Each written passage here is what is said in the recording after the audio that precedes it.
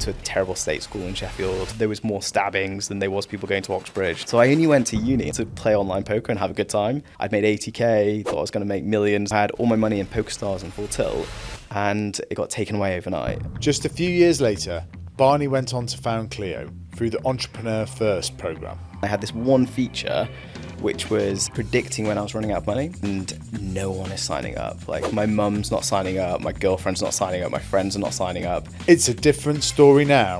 150 million ARR today. There's a very clear path to a billion ARR now, and we'll be there in 2-3 years. But Barney has big ambitions for the future. If you want to win, you want to win globally, you have to win in the US. He talks about the bumps in the road. The bigger banks co-opted the regulators because they had so much lobbying power. His high-profile investors.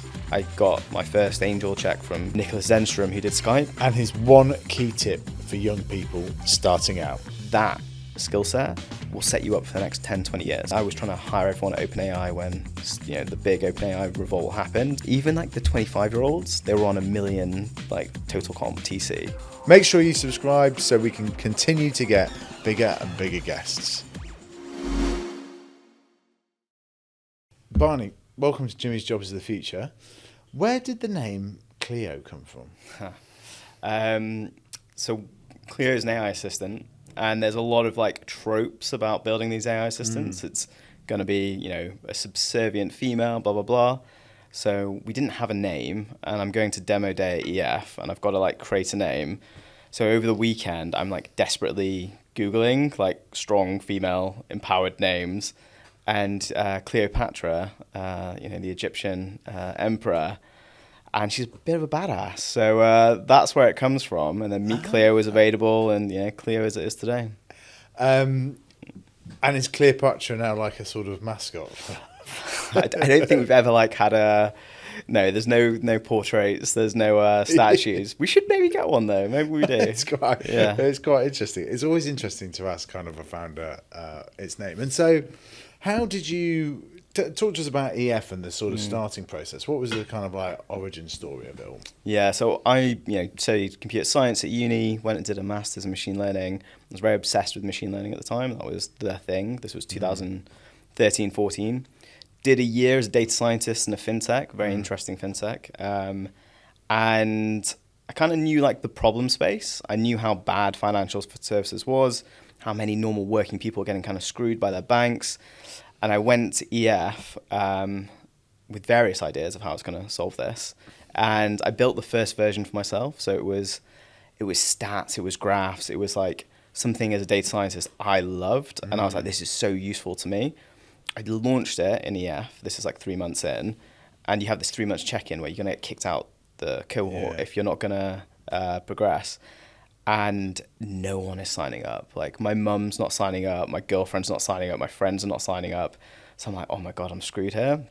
So I thought I was going to get kicked out of the cohort at some point. They luckily kept me on, and I had this one feature which was predicting when I was running out of money. And then it'd send me this little Twilio SMS about, where am I spending, making fun of me, rinse me for my Deliveroo spending and Uber excesses. And my friend saw those little texts and he was dude, this is that's funny. That's interesting. If you want to get normal people to use this product, get rid of the graphs and stats and machine learning, focus on making it really, really simple. I was this is genius. This is the thing. So I built a very quick landing page where it's this faked conversation between me and Cleo. Yeah. So I was had my laptop and iMessage, and I had this beautiful conversation where Cleo knew me, she knew my goals, she was talking to me she was my friend and doing all this stuff. It looked magical, and then I put this landing page out there and it grew very quickly. Everyone was very disappointed with the first maybe 5 years of the product, but then LLMs came and everything changed, and now it's this is actually going to be the thing, and this is going to change the world, and you will have these AI agents in every major domain of your life, and I think this is the big revolution in computing. So yeah, it was stupid and then I guess smart.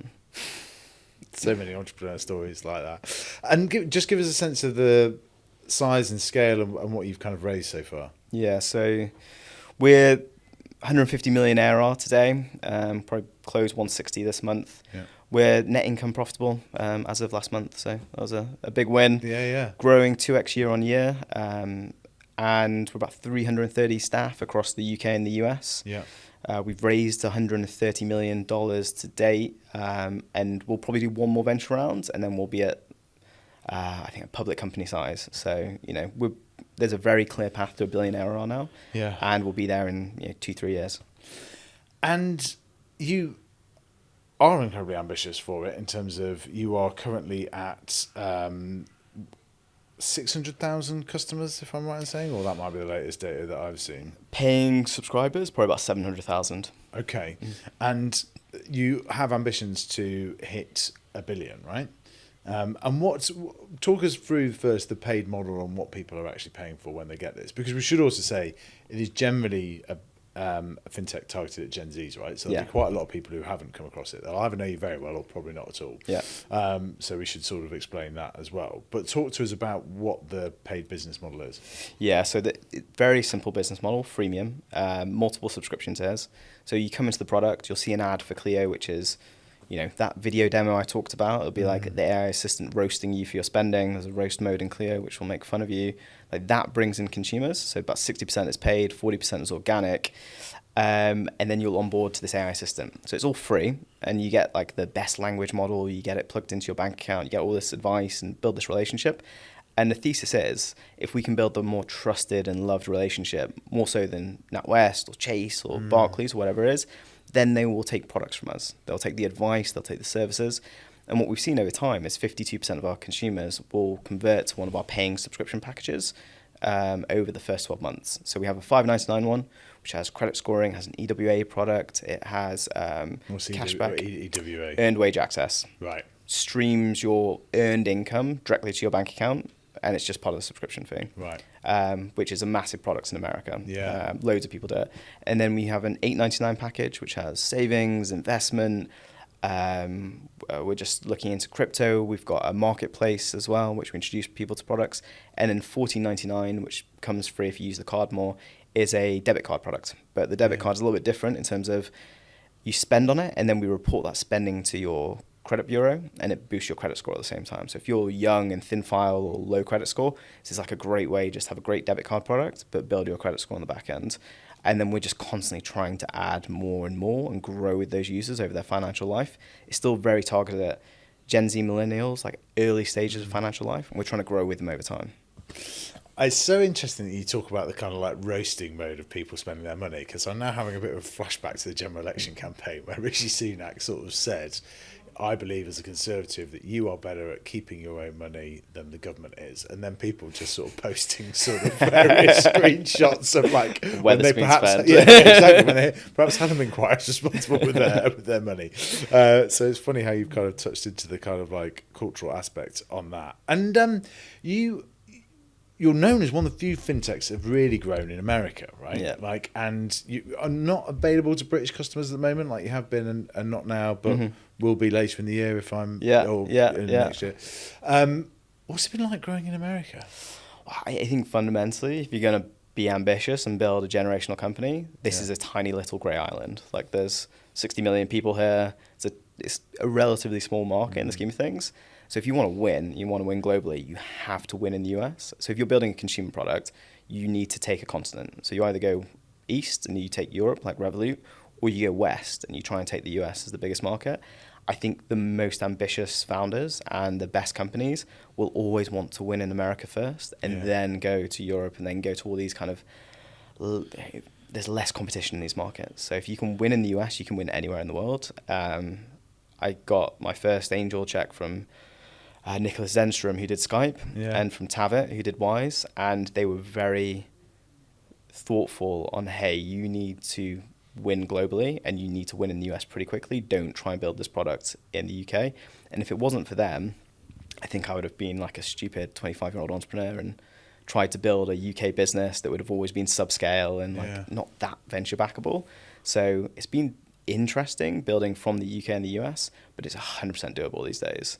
Like it's so easy post Zoom, post COVID to build a team there, to get to the US, to raise venture from the US. And it's just so much easier building a business in the US. Regulatory, partners, everything. Like, it's just their ambition level is so different from European investors. It's like so refreshing to step off the plane in SF, get in your like self-driving taxi and like go to Sandhill Road where people want to build huge things.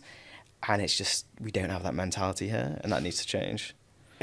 Let's get on to that right away. But it is so interesting to hear how Nicholas and Tarbert were your first investors, because it does show that cycle of like entrepreneurship happening and so on. I think this is going to tee us up into the ambition and the difference between UK and US quite neatly anyway. But it's 2017 when you start this, machine learning background, fascinated by fintech, etc. Were you not tempted to sort of join one of the Revoluts or Monzos? What led to you thinking, I want to do this for myself?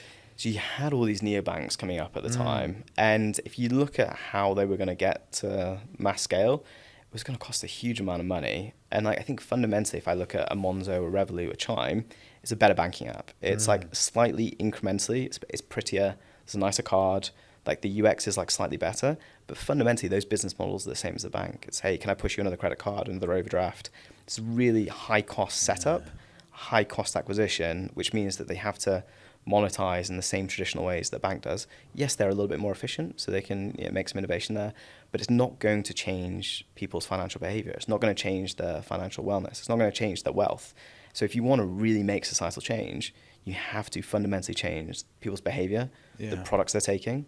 And I was, the convolution of, you had NLP massively rising at the time, and you had Messenger, Alexa, all these kind of voice-first platforms and messenger-first platforms. The two things coming together, it was like this perfect opportunity to try and build something which was more intelligent and more useful, more proactive than any traditional neobank. That's fair. I can totally understand that. You have been making waves, particularly recently, as we're recording this in October 2024. I hope we'll have evergreen content here for a while that people are still listening to in a few years. But been making waves, being really proactive, talking about the kind of new Labour government, etc., and what they've been planning with entrepreneurs relief, etc. And when we were first chatting, I was like, well, let's make sure we do the podcast interview post the budget. You made some very punchy remarks in the Telegraph saying you'd leave if they raised capital gains, etc. They have increased capital gains, but not by as much as was initially being floated, perhaps. So are you staying in the UK first? That was the one thing I didn't, in that interview, I didn't actually mean to say that. And that's the one thing they picked out. I'm staying, but I do split my time between SF and London. So, yeah. And what did you make of the budget overall? Right? Like, I mean, I don't think it was as bad as some of us had kind of like thought, etc., that it might be, because there were talks of capital gains rate going up to 39%, entrepreneurs relief being scrapped, etc. Like, they ended up riding back from quite a lot of that, but overall, it's really ambitious. Like, that budget is completely anti-austerity. That the spending is incredible. Like, high tax, high borrowing, really high spend. The biggest problem though is if you look at the growth rates and you look at the forecast, growth is going down. We're still stagnating as an economy. We're not growing. So where is this investment going to go to actually make a meaningful difference in growth? And I think if I look at where they're investing, lots of it's in renewable energy, which is good, and we hope that makes a difference, but it's not going to really grow the economy. If you're going to go grow this economy, you have to change the companies within the economy. You can't have gas, banking, oil, tobacco companies that dominate the LSE. You need high growth companies. So if you look at Nvidia, it's bigger than the entire FTSE 100, which is wild, right? Like, one company is bigger than our entire FTSE 100, and it's growing rapidly. Yeah. So the difference between the US and the UK is they can build these tech champions, they can scale them, they can get them public. And if we can't do that as a society, we're screwed. And how do we get more ambition then, right? Because it's more of a cultural thing, right? So I have a slightly different take to a lot of people. I've seen like Tom Blomfield tweeting about ambition, blah, blah, blah. I actually think the early stage ambition of the best machine learning people in London, of the best software engineers, the best graduates, they're actually pretty ambitious. They've got a more global mindset. They've seen the Y Combinator, litany of content on YouTube. Like they've seen Entrepreneur First, they've seen people can build these businesses. So at the early stage, there's a huge amount of venture capital now in Europe. We take up 30% of all early stage venture funding, which for a country of 60 million is pretty impressive actually. Look at the universities, look at the R&D, like there's early stage ambition, there's early stage talent, there's a want and desire there. The thing that falls down is when you get to late stage. Look at DeepMind. DeepMind got to, they did their Series B, their Series C, and you talked to Demis, and Demis was like, I was trying to fundraise in London, and everyone was like, where's your revenue? Where's your profit? And he's like, I'm trying to change the world and build this AI company.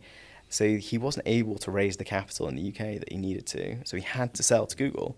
Google had the infrastructure, blah, blah, blah. But our best companies shouldn't sell out to US big tech. They should be able to grow. They should be able to list. They should be able to build tech champions in the UK.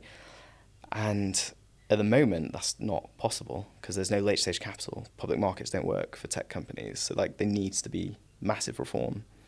So is your ultimate ambition to list Cleo on the London Stock Exchange? I would love to. I have low hopes of being able to do that. I think it will be a NASDAQ listing, if I'm really honest. If I look at the political ambition for it, if I look at the progress that's happened, it's too slow. It moves at this glacial pace. And it's like, if you think about how AI is going to change the economy, this is going to be bigger than the internet, it's going to be bigger than mobile. AI is going to accelerate everything. There's going to be companies that get to $1 billion ARR, 10 billion ARR, 100 billion ARR faster than ever. It will change every single app. It will change every single business. It will fundamentally reshape every economy in the world. We're sitting on the best talent. We're sitting on the ability to scale these companies. And I think it's just going to take too long for the governments to realize this. And they won't be able to make the reforms necessary and invest in scaling these companies. So I think we could be the place to build and scale an AI company. But I just I'm a little bit pessimistic. Lots of people in government listen to this show and so on. So what are the 2 or 3 things that you would want them to do to change that on the listing side of things? So the public markets, you need to get pension funds investing. You need to get risk on as a company and a society. And that, it comes back to ambition. Like if you look at how we invest versus US investors, just normal everyday people, there's so much more appetite and there's so much more capital going into late stage venture and going into the LSE. It's a really risk adverse market. So they reward profit, they reward dividends, they reward profit early versus growth. So that mindset needs to change. And really, you need reform from the government to get pension funds investing, get more capital in there. You need to change the incentives such that growth is rewarded versus profitability. The government can absolutely do that. They can definitely reform public markets, and they should. The second thing is you need late stage capital. If you don't have growth funds, you're going to go to the US to raise capital, and then your US investor is going to go, why aren't you in SF? Why aren't you building the company here? I want you in SF next to me. And changes the center of gravity of the company. It ends up meaning they list in the NASDAQ. All the benefit and reward goes to the US then. Yeah. And then the third is if you look at our regulators, they have so much power. If you look at the US, checks and balances. They ran away from the British government. The whole founding principle of America is to have this checks and balances.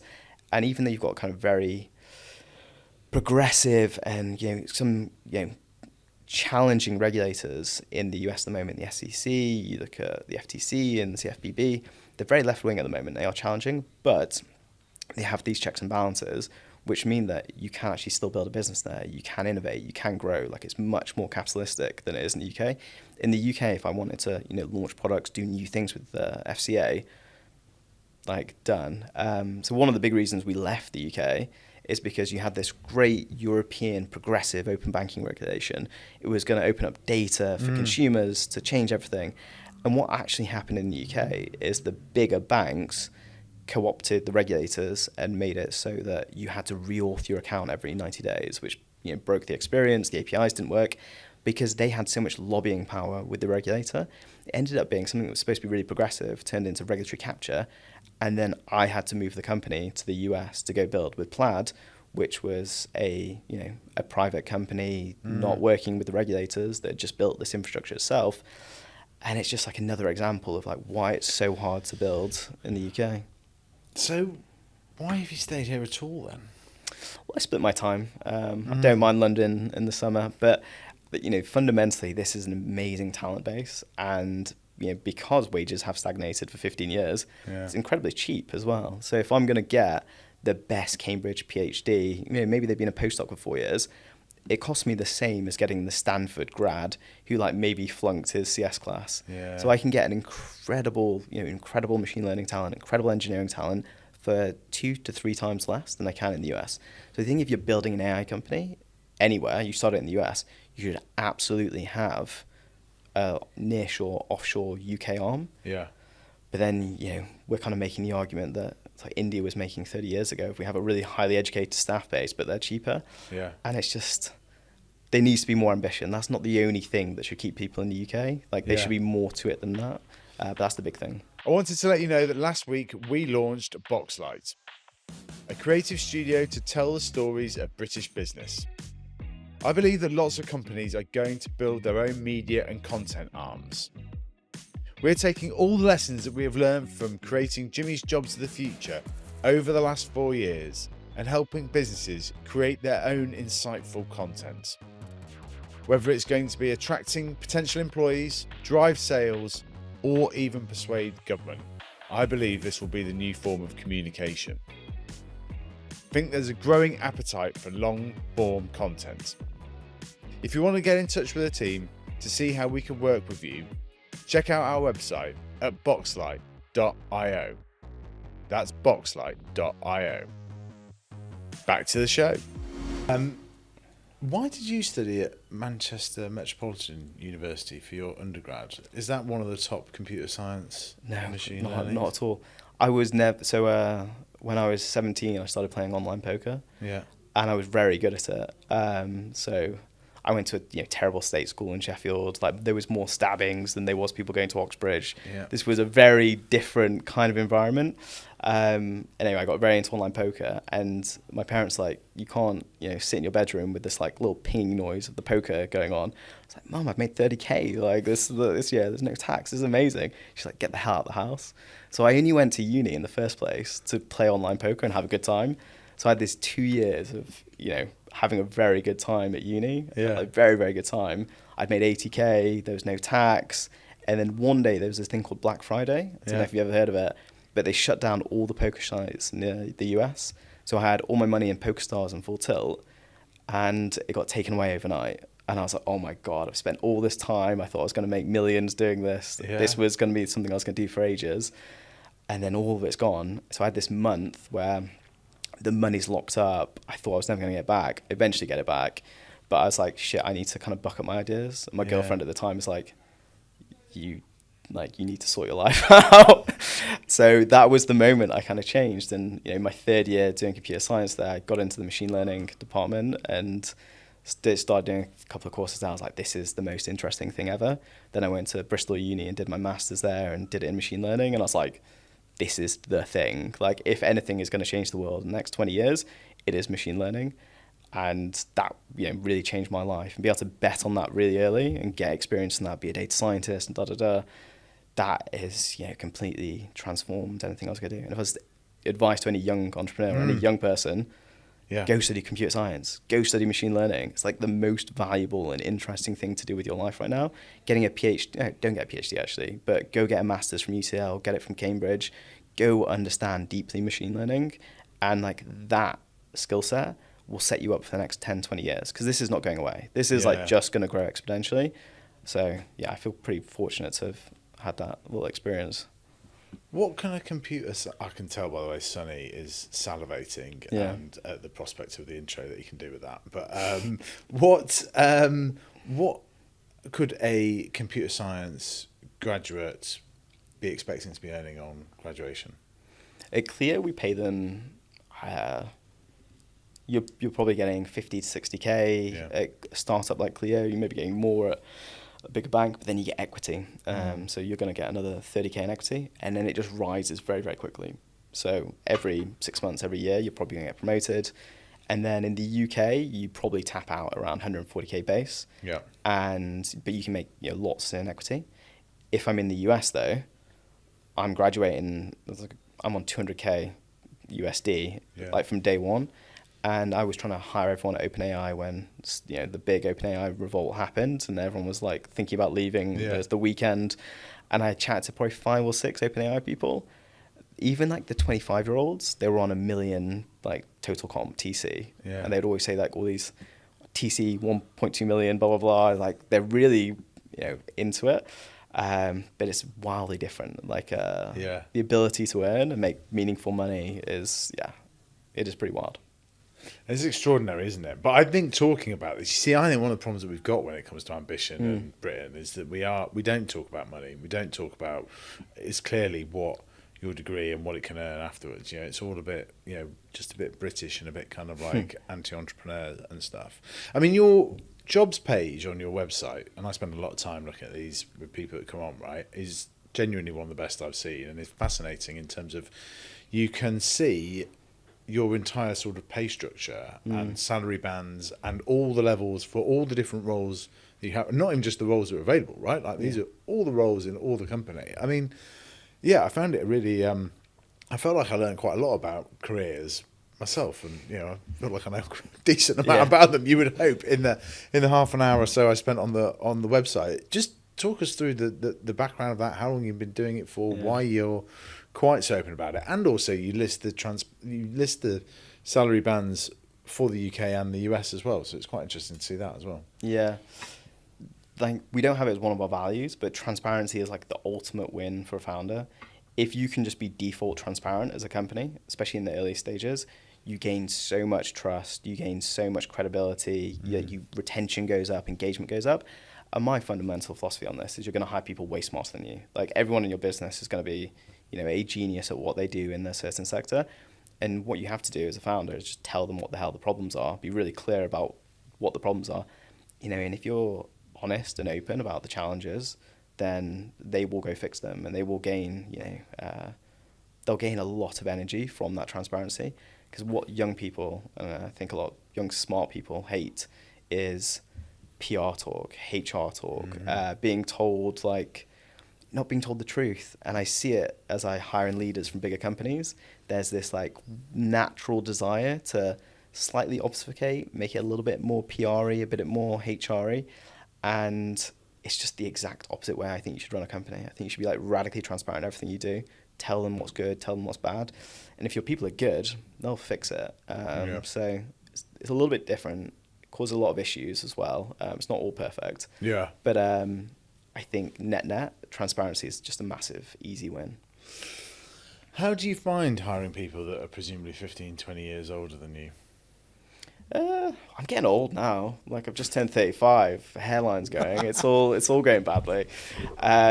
It was weirder when I was 25, 26. Okay. I think that especially working with investors are, some of them are billionaires. They're very successful in their own right, especially like Tavitt or Nicholas.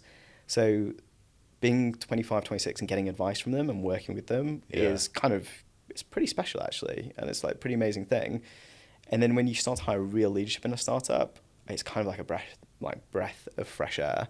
Like you've been kind of wandering, you've been like doing everything yourself, you've been like making it up, like marketing, finance, commercial, whatever it is.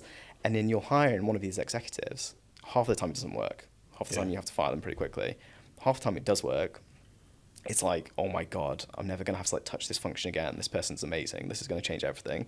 Getting those incredible hires in all the relevant positions is pretty much like the job of scaling a bigger company. So it can go really badly. It does go badly probably half the time. But when it goes well, it's such an unlock for your time and energy, and you get to focus on other things. So I think I've got like 2 areas of the business now that I kind of need to get those leaders in. But the rest is like pretty amazing. What are those areas? Let's see if we can help with the recruitment. We've just closed them. So we've got a chief product officer coming from Bumble, which was like publicly listed. Wow. Blah blah blah. And then we've just brought in the chief people officer from Revolut, which is going to be fascinating. He's very intense, very smart. I'm really excited. So I think it's either going to go incredibly well, or it's going to blow the entire company up. Matt, if you're listening, I've got faith. Well, the odds are one of them should do well. Yeah. Like, at least that. But I think it is. There's a Jack Welch quote from GE being like he improved his hiring from like 50 to 55% of his senior leaders, and actually that was the biggest thing he ever did for the company, etc., and so on. So it's interesting. What have you learned about the interview process and so on? Because I think so much of this stuff is arcane, right? And like you've grown now, you're at 300 people now. You're going to be at 500 in the next year. What have you learned about interviewing and onboarding and recruiting talent? I think the longer and deeper you can make the interview process, the better. The more that you can actually get real work from them. So like, hey, here's the take home. Yeah. Let's jam on it for an hour together. Let's whiteboard on it. Let's really like dig into it. Give them context. Like so when we brought in this chief product officer, we gave them our entire company strategy. We were like really transparent, gave them the data, gave them the numbers. And we're like, hey, can you build on this or can you do this? Blah blah blah. And just being able to work with someone for a couple of hours is massive. But as you hire executives and higher level leadership, they're pretty good at interviewing. Yeah. If you're hiring a chief marketing officer, they better be pretty good at selling themselves. So I think it really does come in the first 3 months. You know, in the first 3 months, you know if this is the fit, you know if this is going to work. And I was just doing a leadership thing with Boulderton the other day, where it's like 6 of the scale up, CEOs. Yeah. I would say like the biggest problem they all had was they couldn't make hard decisions on their leadership team, and they had these people that are like, it's not quite working. So making those hard calls early, I think is really important for a business, and that's at every level. Yeah. So in the first 3 months, the first 6 months, like it's not always a fit for the company, and you've got to make those decisions super quickly. The way you structure teams was quite interesting from what I read on the website. It's like squads, you refer to them as, and they work on a OKR, overall key objective. Talk to us about how that works. It sounded a really interesting kind of model. Yeah, we got pillars. So we got pillars of the product. So there's like 5 different pillars. Each of them has a product director, and they'll have some like senior leadership in it. And then they'll have multiple squads, which are cross-functional teams, 8 to 10 people, like to keep them as small as possible. And they're all super cross-functional. So you've got everything from like content designers and user researchers to machine learning to software. They all flex a little bit depending on the domain. Like we've got heavy machine learning ones. We've got more kind of platformy ones, which are more back end. And then my job is to try and make sure that each of those like pillar leads, the product directors, is pretty high functioning, and like you've built tenure in those squads. I think thing we've kind of messed up often at Cleo is getting a brand new squad. Everyone's been in the business for 10 days, and you like go hit these ambitious OKRs, and everyone's like, what are we doing? Yeah. And then it never works. So making sure you've got enough tenure in the squads and then kind of scaling them up is the big thing. And then we're kind of very rigorous around like, how do we set goals? How do we set OKRs? How do we think about this over the next 2 years, next 5 years? Everything ladders up to an IPO for us. So like we've got an FP&A forecast to IPO, which would make us a top decile company. Yeah. And then we just flow everything down. We flow everything down right to the bottom. And then LTV to CPA is like the ultimate output metric for a lot of these teams. LTV to CPA. Right. Do you want to just explain that? Yeah, sort of... I think we do it like in a very interesting way. So the way we think about unit economics at Cleo is pretty rigorous. So we've got our cumulative contribution profit per user. So that's all the revenue minus the cost of serving that user when they come into the problem. And then we call that lifetime value. And we measure it over a certain time period. So we've got a 12-month LTV, a 24-month, a 36-month. Each of those teams don't work directly on LTV as a thing, but they work on input metrics. That's the ultimate output metric. But it can flow down to conversion, it can flow down to retention, it can flow down to engagement, and then you'll have sub-metrics within everything. At Cleo, we model with these commercial analysts and product analysts all the way from the squad's input metric right up to LTV. So as a CEO, I can go, okay, here's the LTV leaderboard for all these squads over a term. This one got me 24 cents, this one got me 74 cents, this one got me $2. And it just means that when you're setting OKRs, you're not just setting like, hey, move this number by 20% because 20% is cool. It's like this ladders up to the company's ultimate objective. And that makes us just very efficient as a business. Yeah. It's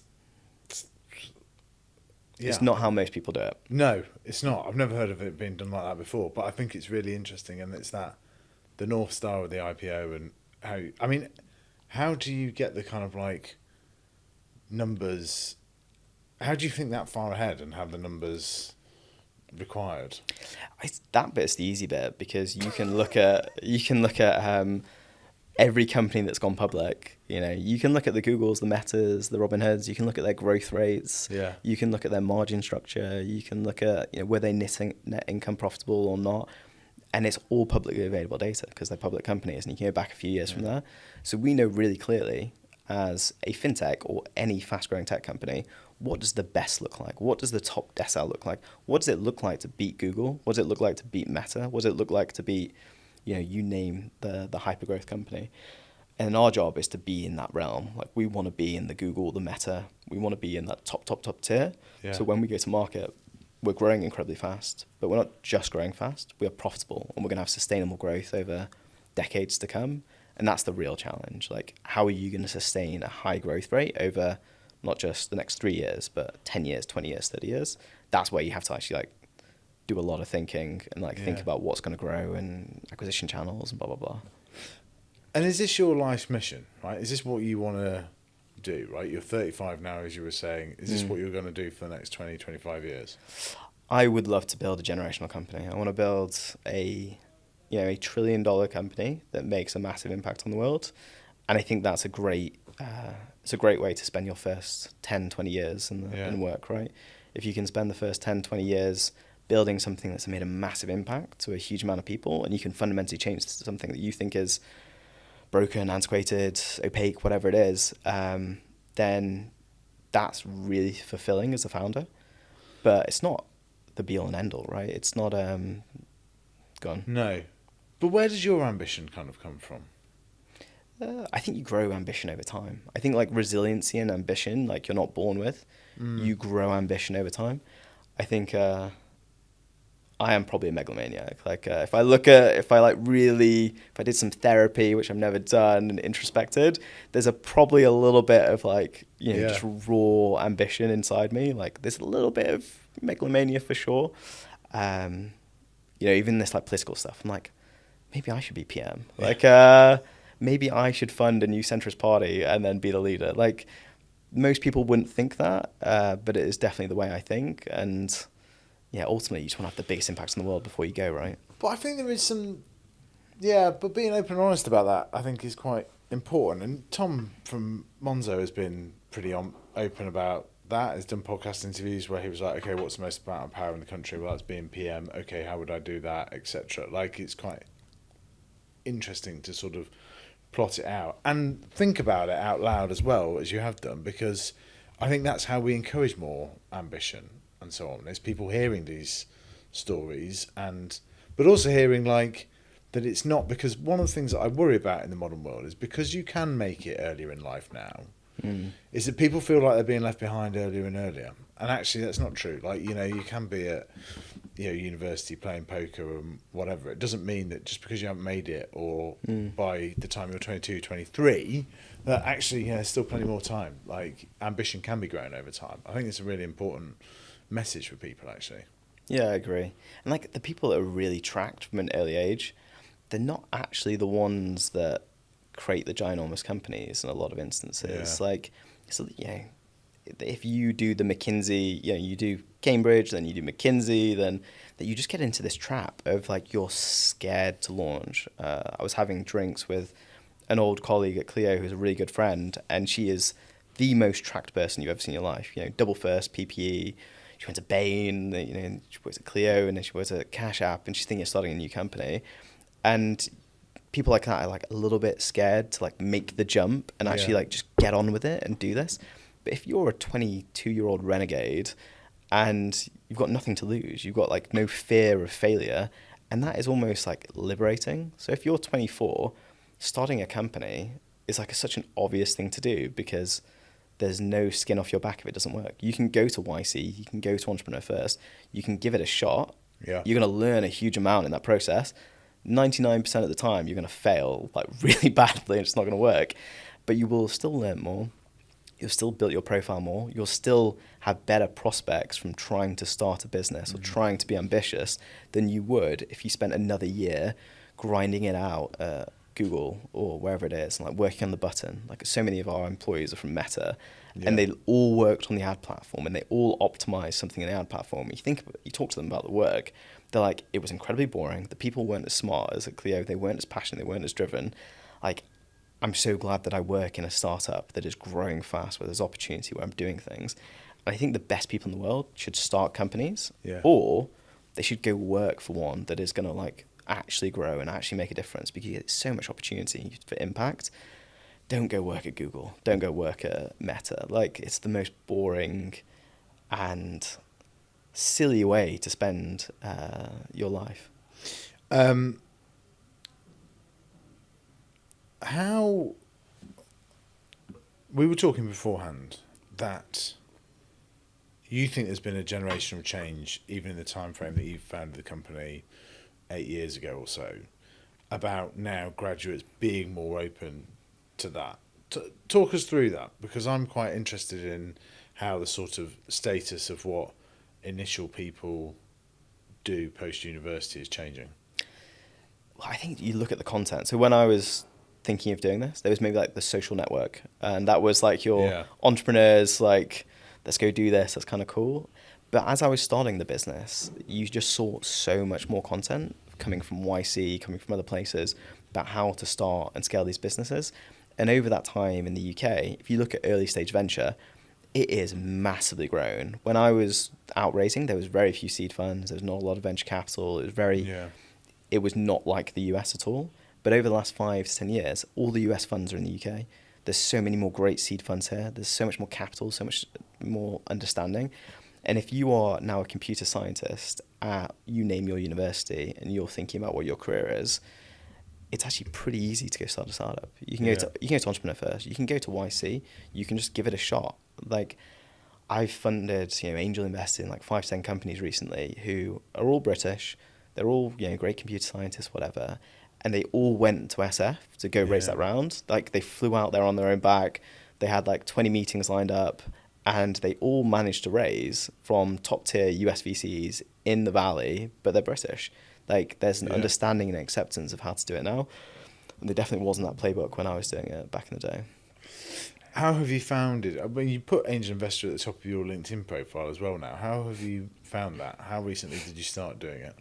I only started doing it post Series C. I think it's so interesting and so nice to kind of, giving back's a really lame word, right? It's like a lame phrase, but to be able to like help them in some way, to give them the advice that you had. If I look back at what was really influential for me, it was the fact that I had like, from the day one of building the company Entrepreneur First, I had Wendy Tan White and Joe White, who had been extra entrepreneurs, giving me advice every week. Like, they were multi-millionaires, and they were giving me advice on how to start a company. And that was so influential. And then when I raised my angel round, it was just angels. So it was like all the best of the best, like the Tabbits, the Nicholases, the Alex Chestermans, you name it. Yeah. And they were so nice with their time. They were so generous for giving advice. And they changed the business more than any VC or anyone else through that period. So I think just being able to give back a little bit, and hopefully I get a return from it at some point as well, maybe 16 years later down the line. But they're fascinating business as well. Like, every single one I've invested in is like an AI company for X, for Y, for doing something really innovative. And I think you'll just see startup creation rates and like the ability to get to 100 million ARR dramatically increase. Like, being able to code today is infinitely easier than it was back when I was doing computer science. Anyone can code. You could code, Jimmy. Like, anyone can code these days. So like, the productivity of the people that you're hiring, productivity of a founder these days with all of these language models is wild. So I don't know, I'm just very bullish on early stage startup creation. The AI native founders, like, they're gonna crush. They're gonna like absolutely change the world, and it'll be very quickly. And what do you mean by an AI native founder? Because I think this is going to become a very important phrase. I made it up, so I don't know. It's if you understand machine learning, like, you've studied computer science, you understand machine learning, you understand like how it works, and you've just spent your time using LLMs, playing with LLMs, like you just have a much better and crisper understanding of how to use the technology and how to use it in anger. So if you're working at a big corporate innovation lab and they're like, ChatGPT, how are we going to do this? The 21-year-old who has just done, the machine learning course at UCL is going to fly past those people because they understand what's fundamentally happening under the hood. It's really complicated. Like, it's incredibly complicated how transformers work and how machine learning works. But if you can really grok that and you can really understand that, it gives you like superpowers, like literal superpowers in an age where every, old person's like, ChatGPT, AI, what is this? Like, they are going to move so quickly with it. I do think it's genuinely, when I go and speak to schools and so on, I talk about partly just playing and learning with the tools, right? I mean, you're talking about understanding them, which is a whole nother level as well. But it's like, you are actually seeing a generational change of, if you go into the workforce in the next few years, you can actually add a lot more. And I don't think we've had that really since the early noughties, actually, in a way, in terms of it like being such a transformational shift, which is quite exciting for young people, because actually I think they are a bit daunted by some of the AI side of things and so on. But I also think there's like an element of it, which is where people, they don't realise the agency they have, and they don't realise the agency that these things are going to be able to provide. Like, there is a bit too much, and it comes back to your ambition point, I think, actually, of just generally people being too boxed into their structures, etc. And actually, like, if you learn how these tools work and you can harness them, you're going to be the most powerful generation in history. By far. Like, you look at every tech wave and what's happened, it has created enormous economic value. And if you're one of the people that understood the internet in 1994, one of those people that understand, how mobiles were going to work when the iPhone was there, you can create these huge generational companies, and it is those people that are young that are really deep in the tech that are going to leverage that. But if we think about what happens when intelligence basically becomes free, and you have something, maybe today it's like a 80, 100 IQ thing working with you in like modalities that are not quite perfect, when this gets to 150, 200, like when this intelligence becomes ubiquitous and becomes more intelligent than you, like there's so much power and so much leverage that you can have as a human being on creation, on anything. Like, it's going to change the world in ways that we can't even imagine today. And the amount of capital, time, energy going into this, like, it's only getting faster. Like, two more questions. I'll let you take them in the order that you want. Like, how did you go about recruiting your first sort of 20 people, perhaps, at Cleo? And then the other one, maybe save it till last, is what other generic advice do you have for young startup founders? Cool. The first 20 I hired incredibly slowly, and I think that was the best thing I could possibly do. One, because I really wanted to code and not talk to people and do interviews, which helped. But that first 20, all the recruiters in London wouldn't work with me. Yeah. There was this like big thing. Cleo was known for having like the highest quality bar, like incredibly picky, really annoying to work with. You can talk to my head of talent. Like, it was so hard to hire recruiters at some point at Cleo, which was wild. But they were all people I thought they were all very young, because you're only going to work at a startup for relatively low pay if you're going to be pretty young. But they were all people that I thought were far smarter than me. I was going to learn something from and actually wanted to spend time with. We were building the company from my bedroom, right? Like, this was in my flat when we started the business. The second office was the flat downstairs. The third office was the flat across the way. And you spend so much time, in that office with these people. I just wanted them to be very engaging, very bright, very thoughtful people. And because I hired them very slowly, and because they were so great, it just kind of built the talent density from there.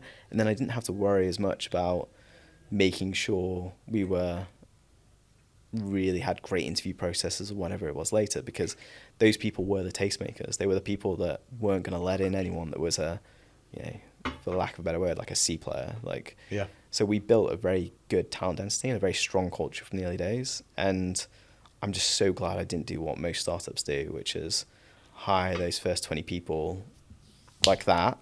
And then you're a first-time founder, you've never managed anyone, and suddenly you go from 0 to 30 people, and you're starting to get leadership, and you're like, what is going on? So, like, actually doing it very slowly, I got to have the hard lessons of how I was a terrible people leader when I started the business. Had to go through those lessons, and that was just really valuable. Thank you very much for coming on Jimmy's Jobs of the Future, Barney. It's been a real pleasure, and it's great to witness what you're building. I appreciate it. Thanks, man.